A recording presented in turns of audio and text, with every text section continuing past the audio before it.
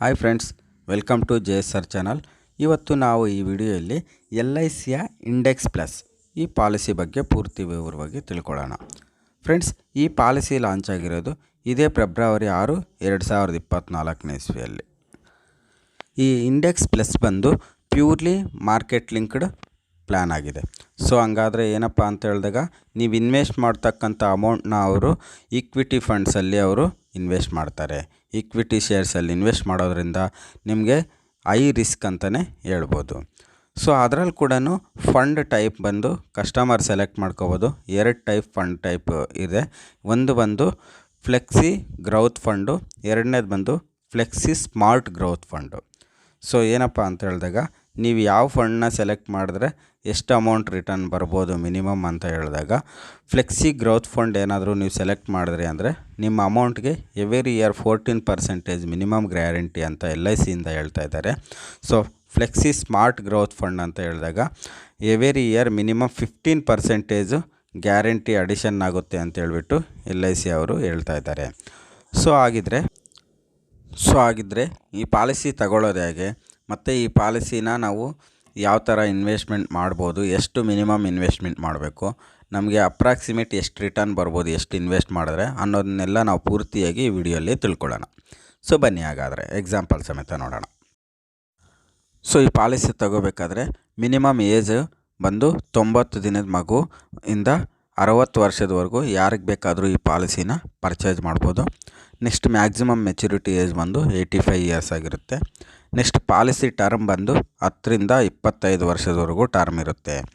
So ಬಂದು next minimum premium ಬಂದು 30,000 ಒಂದು ವರ್ಷಕ್ಕೆ ಮಿನಿಮಮ್ ಪ್ರೀಮಿಯಮ್ನ ಪೇ ಮಾಡ್ಬೋದು. ಮತ್ತು ಮ್ಯಾಕ್ಸಿಮಮ್ ನೋ ಲಿಮಿಟ್, ಎಷ್ಟು ಬೇಕಾದರೂ ನೀವು ಪ್ರೀಮಿಯಮ್ ಪೇ ಮಾಡ್ಬೋದು. ಸೊ ಮೋಡ್ ಆಫ್ ಪೇಮೆಂಟ್ ಬಂದು ನೀವು ಮಂತ್ಲಿ, ಕ್ವಾರ್ಟರ್ಲಿ, ಹಾಫ್ ಇಯರ್ಲಿ ಕೂಡ ನೀವು ತಗೋಬೋದು. ಮತ್ತು ಇದರಲ್ಲಿ ನೀವು ಇನ್ವೆಸ್ಟ್ ಮಾಡಿರ್ತಕ್ಕಂಥ ಅಮೌಂಟ್ಗೆ ಮಿನಿಮಮ್ 5 ಇಯರ್ಸು ಲಾಕಿನ್ ಪೀರಿಯಡ್ ಇರುತ್ತೆ. 5 ಇಯರ್ಸ್ ಆದಮೇಲೆ ನೀವು ಯಾವಾಗ ಬೇಕಾದರೂ ಅಮೌಂಟ್ನ ನೀವು ವಿತ್ಡ್ರಾ ಮಾಡ್ಕೋಬೋದು. ನಿಮಗೆ ಏನು ಮಾರ್ಕೆಟ್ ವ್ಯಾಲ್ಯೂ ಯಾವತ್ತಿರುತ್ತೋ ಅಷ್ಟು ಅಮೌಂಟು ರಿಟರ್ನ್ ಕೊಡ್ತಾರೆ. ಸರೆಂಡರ್, ಅದೇ ಹೇಳಿದ್ನಲ್ಲ, ಸರೆಂಡರ್ ಅಂದರೆ ಆ್ಯಕ್ಚುಲಿ ನೀವು ಮಿನಿಮಮ್ 5 ಇಯರ್ಸ್ ಆದಮೇಲೆ ನೀವು ಯಾವಾಗ ಬೇಕಾದರೂ ಸರೆಂಡರ್ ಮಾಡ್ಕೋಬೋದು. ನಿಮ್ಗೆ ಏನು ಮಾರ್ಕೆಟ್ ವ್ಯಾಲ್ಯೂ ಇರುತ್ತೋ ಅವತ್ತಿಗೆ ಅಷ್ಟು ಅಮೌಂಟು ಇದು ಕೊಡ್ತಾರೆ. ಜೊತೆಲಿ ಇದು ಬಂದು ರಿಸ್ಕ್ ಕವರೇಜ್ ಬಂದು ನೀವು ರಿಸ್ಕ್ ಕವರೇಜ್ ಕೂಡ ಸೆಲೆಕ್ಟ್ ಮಾಡ್ಕೋಬೋದು. 7 times of annual premium or 10 times of annual premium ಬರೋ ಥರ ನೀವು ರಿಸ್ಕ್ ಕವರೇಜು ತಗೋಬೋದು. 7 ಟೈಮ್ಸ್ ಆರ್ 10 ಟೈಮ್ಸು. ನೆಕ್ಸ್ಟು ಮೆಚುರಿಟಿಯಲ್ಲಿ ಏನು ಬರುತ್ತೆ ಅಂತ ಹೇಳಿದಾಗ, ಮಿನಿಮಮ್ ಗ್ರೋತ್ 14% ಮೆಚುರಿಟಿಯಲ್ಲಿ ಸಿಗುತ್ತೆ ಅಂತ LIC ಕಡೆಯಿಂದ ಹೇಳ್ತಾ ಇದ್ದಾರೆ. ಫ್ರೆಂಡ್ಸ್, ಒಂದು ಎಕ್ಸಾಂಪಲ್ ನೋಡೋದಾದರೆ, ಒಬ್ಬ ಪರ್ಸನ್ ಏಜ್ ಬಂದು 25 ಇಯರ್ಸು, ಅವರು ಮಿನಿಮಮ್ ಪ್ರೀಮಿಯಮ್ ಬಂದು 30,000 ರುಪೀಸ್ ಎವ್ರಿ ಇಯರ್ ಪೇ ಮಾಡ್ತಾಯಿದ್ದಾರೆ. ಟರ್ಮ್ 25 ಇಯರ್ಸ್ ತಗೊಂಡಿದ್ದಾರೆ. ನೆಕ್ಸ್ಟು ಪ್ರೀಮಿಯಮ್ ಪೇಯ್ಡ್ ಬಂದು ಅವರು 25 ಇಯರ್ಸೂ ಪ್ರೀಮಿಯಮ್ನ ಪೇ ಮಾಡಬೇಕಾಗುತ್ತೆ. ಸೊ ಅವರು ಟೋಟಲ್ ಪ್ರೀಮಿಯಮ್ ಬಂದು 7,50,000 ರೂಪಾಯಿ ಅವರು ಪೇ ಮಾಡ್ತಾರೆ. ಜೊತೆಲಿ ಅವ್ರಿಗೆ ರಿಟರ್ನ್ಸ್ ಬಂದು 60,59,000 ರೂಪಾಯಿ ರಿಟರ್ನ್ಸ್ ಬರುತ್ತೆ ಅಪ್ರಾಕ್ಸಿಮೇಟ್ಲಿ ಅಂತ ಹೇಳ್ತಾ ಇದ್ದಾರೆ. ಸೊ ಹಾಗಿದ್ದರೆ ಆ ಪರ್ಸನ್ ಬಂದು first year and second year ಅವ್ರು ಎಷ್ಟೆಷ್ಟು ಪೇ ಮಾಡಬೇಕು ಅಂತ ಹೇಳಿದಾಗ, ಮಂತ್ಲಿ ಆದರೆ 2,500, ಕ್ವಾರ್ಟರ್ಲಿ ಆದರೆ 7,500, ಹಾಫ್ ಇಯರ್ಲಿ ಆದರೆ 15,000, ಇಯರ್ಲಿ ಆದರೆ 30,000 ಅವರು ಅಮೌಂಟ್ನ ಪೇ ಮಾಡಬೇಕಾಗುತ್ತೆ. ಜಸ್ಟ್ ಇಲ್ಲೊಂದು ಟೇಬಲ್ ನೋಡಿ, ಒಂದು ಎಕ್ಸಾಂಪಲ್ ಏನಪ್ಪ ಅಂತ ಹೇಳಿದಾಗ, ಆ ಪರ್ಸನ್ 25ನೇ ವರ್ಷದಲ್ಲಿ 30,000 ರೂಪಾಯಿನ ಪ್ರೀಮಿಯಮ್ ಪೇ ಮಾಡಿದ್ದಾರೆ.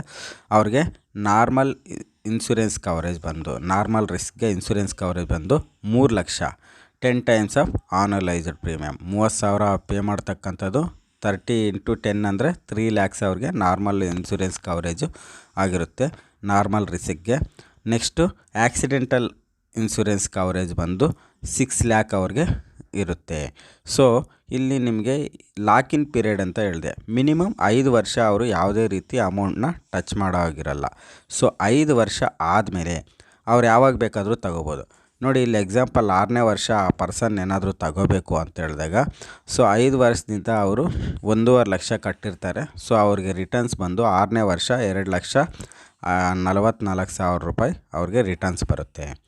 ಅದೇ ಥರ ನಾವು ಇಲ್ಲಿ ನೋಡೋದಾದರೆ, ನೆಕ್ಸ್ಟ್ ನೋಡಿ ಎಕ್ಸಾಂಪಲ್ ಸೊ ಎಕ್ಸಾಂಪಲ್, ಈ ಪರ್ಸನ್ ಏನಾದರೂ ಒಂದು 45ನೇ ವಯಸ್ಸಲ್ಲಿ ವಾಪಸ್ ತಗೋಬೇಕು ಅಂದ್ಕೊಂಡ್ರೆ ಅವ್ರಿಗೆ 33 ಲಕ್ಷ ಅಪ್ರಾಕ್ಸಿಮೇಟ್ ಮಿನಿಮಮ್ ರಿಟರ್ನ್ಸು ಸಿಗುತ್ತೆ.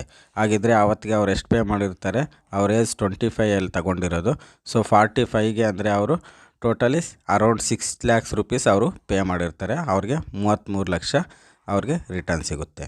ಸೊ ಈ ಟೇಬಲ್ ನೋಡಿ ನಿಮಗೆ ಗೊತ್ತಾಗುತ್ತೆ ಯಾವ ಥರ ಅಪ್ರಾಕ್ಸಿಮೇಟ್ ರಿಟರ್ನ್ಸ್ ಸಿಗ್ಬೋದು ಅಂತ ಹೇಳ್ಬಿಟ್ಟು.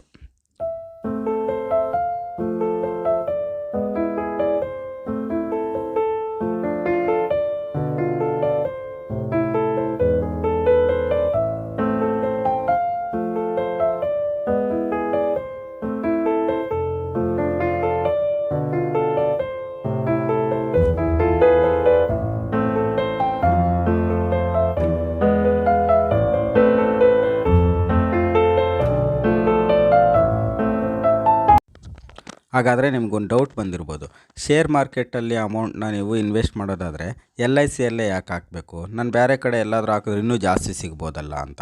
ಸೊ ಮೇ ಬಿ ಜಾಸ್ತಿ ಸಿಗ್ಬೋದು ಅಥವಾ ಸಿಗದೇ ಇರ್ಬೋದು. ಆದರೆ LICಯಲ್ಲಿ ಇನ್ವೆಸ್ಟ್ ಮಾಡೋದ್ರಿಂದ LIC ಬಂದು ಗೌರ್ಮೆಂಟ್ ಕಂಪ್ನಿ ಆಗಿರೋದ್ರಿಂದ ನಿಮ್ಮ ಅಮೌಂಟು 100% ಸೇಫ್ ಇರುತ್ತೆ.